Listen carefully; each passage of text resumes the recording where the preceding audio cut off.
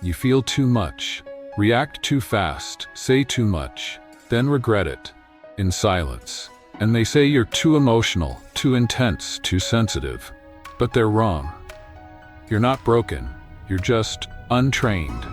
Because nobody taught you how to hold a wave without drowning in it, how to watch a storm without becoming it, how to sit in the fire of your own reaction without letting it burn the room down. Most people were raised on reaction, not reflection. They were taught to speak before they observe, to defend before they understand, to explode before they feel. So now, you think your feelings are the enemy. You try to shut them down, to be calm, to be stoic. But Stoicism isn't suppression, it's precision. Not silence, but choosing when to speak. Not denial, but choosing what deserves response. Not numbness, but strength that doesn't need to shout. The Stoics didn't kill their emotions.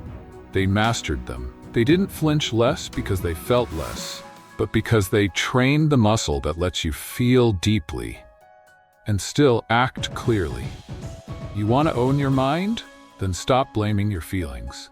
Start building your frame, because a storm isn't dangerous to someone who's built for it. A fire isn't terrifying to someone who knows when to walk and when to hold still.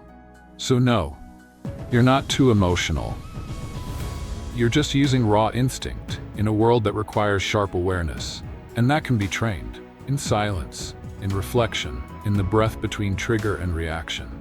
The question isn't, how do I stop feeling? The question is, can I feel it without becoming it? That's Stoicism, not coldness, not distance, just power. That doesn't bow to every spark in the wind. The anger comes, let it. The fear rises, feel it. The doubt whispers, listen. But don't answer. You are not what you feel. You are what you do, in the middle of what you feel. Most people drown because they panic the second the wave hits. They flail, they resist, they try to kill the current, but not the Stoic. The Stoic knows, you don't need to stop the storm. You just need to not become it. Observe, name it. Don't grab it. Let it burn through, like a match, not a wildfire. Let it echo, but don't let it drive. Let it knock, but never own the key. The Stoics trained to feel without collapsing. They wrote about death to live better. They faced pain to walk through it. They accepted reality so they could act within it. They didn't fight emotions. They observed them like clouds, passing, real, but not permanent. So when the trigger hits, pause, not to freeze, but to see. See what's rising, see what it wants, and decide if it deserves to lead. Most emotions want movement. They don't want peace. They want reaction. Fast, messy, unfiltered. But you don't have to obey. You can feel it and still stay rooted. You can feel it and still speak with clarity, or not speak at all. Stillness is not the absence of feeling. It's the refusal to let those feelings choose for you. You're not cold. You're not distant. You're just no longer willing to become every wave that passes through your body. Let them come, let them rise, let them fall. You're the sky, not the weather. You tried, and it didn't work. So what? You showed up, and it didn't land. So what? You gave your best, and it wasn't enough. For them. Again. So what? If your calm depends on the result, you'll never have peace. Only conditions for peace. And conditions are fragile. The Stoics never tied peace to outcomes. They tied it to action. To the effort, to the conduct, to the clarity that says, I did what was right, whether or not it worked. Because if you only stay centered when things go your way, you're not centered, you're lucky. And that luck won't last. Detachment doesn't mean apathy, it means strength. The kind that doesn't get pulled into the highs and lows of everything you can't control. You don't need control, you need composure. You don't need to predict the future. You need to stay consistent in the middle of uncertainty. So act, speak, move, give, try. Then let it go. Let the result fall where it will. Let the outcome be what it is. And you stay the same. Steady, rooted, unchanged. Not because you don't care, but because you already did. In the effort, in the discipline, in the intention behind every word. That's power. when nothing shakes you, because you never placed your worth in the hands of what might happen. Do what you must. Not because it guarantees anything, but because it defines you. That's Stoicism. Not hope, not fear, just action. With clean hands and a calm mind. Always. You say yes, even when it drains you. You stay, even when your soul starts shrinking. You answer texts that feel like weight. You listen to people who only hear themselves, and you call it kindness. But there's a word for a system that lets everything in. It's called broken. The Stoics drew lines. Not to block the world, but to stay whole inside it.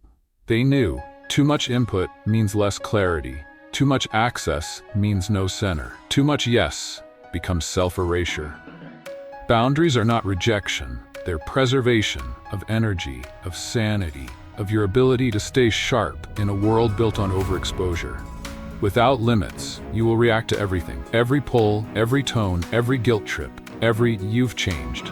And you won't be strong, you'll just be open to everything. Even the things that rot you from the inside. Set limits around your time, your screen, your body, your mental space. Let the door close, let the call go silent. Let people learn that you don't exist on demand. You're not rude, you're responsible for what comes in and for what stays. Because nothing steals your composure faster than a constant yes to things that deserve a no.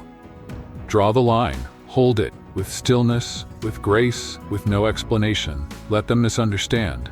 Let them talk, but never again. Let them walk through your mind like it costs nothing. If you don't limit what reaches you, you won't last, you won't focus, you won't heal, you won't grow, because you'll be too busy bleeding into everything that doesn't know how to hold you. Set limits, or be consumed. Your calm depends on it. They call it weakness, they call it indecision, they call it doing nothing. But patience is not passivity, it's power, slowed down. It's the ability to watch a trigger rise and not pull it, to feel the burn and still sit with it, to want to respond and choose to wait. The Stoics mastered delayed response, not because they didn't feel, but because they didn't let that feeling choose for them. They knew reacting is easy, anyone can do that, but holding, observing, pausing, that takes strength. Most people never build, because silence feels heavy, stillness feels wrong, and most of all, patience feels unnatural when everything in you is screaming to do something. But what if you didn't? What if you just breathed? What if you watched it pass without chasing it?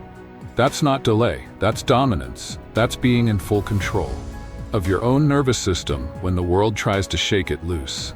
So next time you feel the heat, don't run, don't post, don't explode, sit, feel it, let it rise, and let it fall. Because what rises fast falls fast, but what moves slow moves forever. You want to own your reactions? Start by owning your pause. You want to dominate your mind? Start by not needing to speak every time you're triggered. Patience isn't silence, it's strategy. It's the warrior with a sword sheathed, not because he can't strike, but because he doesn't need to. That's Stoicism. Not emotionless, but unrushed. Not cold, but controlled. Not passive, just practiced.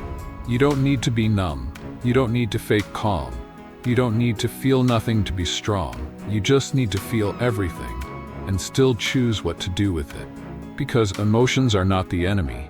Obedience is the automatic reaction, the unconscious response, the reflex to let every feeling pull the trigger for you. The Stoics never killed emotion. They mastered the relationship. They gave it a place, but never the throne. They let it speak, but never decide. They felt it fully and still moved with reason.